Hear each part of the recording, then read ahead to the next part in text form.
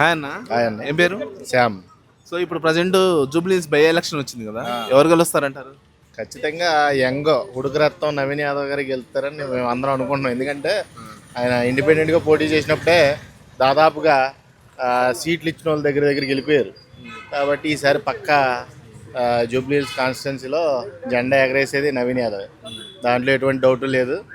ఈసారి కుర్రోళ్ళందరూ కూడా మంచి ఖుషీగా ఉన్నారు. క్యాంపెయినింగ్ కూడా బాగా చేస్తున్నారు ఆయన గురించి.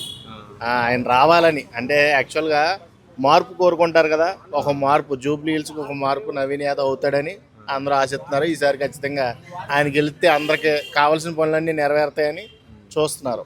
యూత్ కూడా ఎగలి వెయిటింగ్ ఆయన కోసం. ఓకే, అంటే ఇప్పుడు అంటే మాగంటి గోపీనాథ్ గారి సానుభూతి బీఆర్ఎస్కి వర్కౌట్ అవుదంటారు మరి?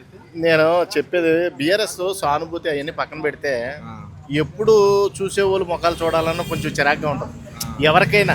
అది జనాలకు కూడా అనిపించవచ్చు ఒక్కొక్కసారి. కాబట్టి చేంజ్ కోరుకుంటారు. చేంజ్ అనేది చాలా ఇంపార్టెంట్ మనిషికి. ఒక అంటే పదే ఏది చేసిన పనే చేసిన పనే కొంచెం బోర్ కొట్టేద్దు. కొంచెం చేంజ్ మార్పు ఏదైనా జరిగిందనుకో అక్కడ కొంచెం హ్యాపీగా ఫీల్ అవుతాడు కదా. ఆ మార్పే నవీన్ యాదవ్ అవుతాడని అంటే అందరూ పార్టీ చూసి చేస్తున్నారంటారా లేదా వ్యక్తిని చూసి చేస్తున్నారా? వ్యక్తిని చూసే. వ్యక్తి మంచితనం ఈ చుట్టుపక్కల ఎవరిని అడిగినా చెప్తారు మీకు. ఈ సరౌండింగ్స్లో జూబ్లీహిల్స్ సరౌండింగ్స్లో ఆయన చేసిన మంచి కానీ ఎవరి జోలికి వెళ్ళరు వాళ్ళు సాధారణంగా. అది ఒకటి రెండు చెప్తారా ఏమన్నా చేస్తారా? అంటే ఇప్పుడు ఎవరికైనా ఆపదే అంటే ముందు నిలబడే వ్యక్తుల్లో ఆయన ఒకడు. అర్థమైందా? అది ఎటువంటి ఆపదైనా కానీ ఒకసారి ట్రై చేయి నువ్వు కూడా.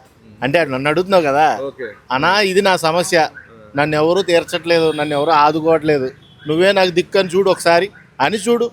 జరగకపోతే అప్పుడు అడుగు.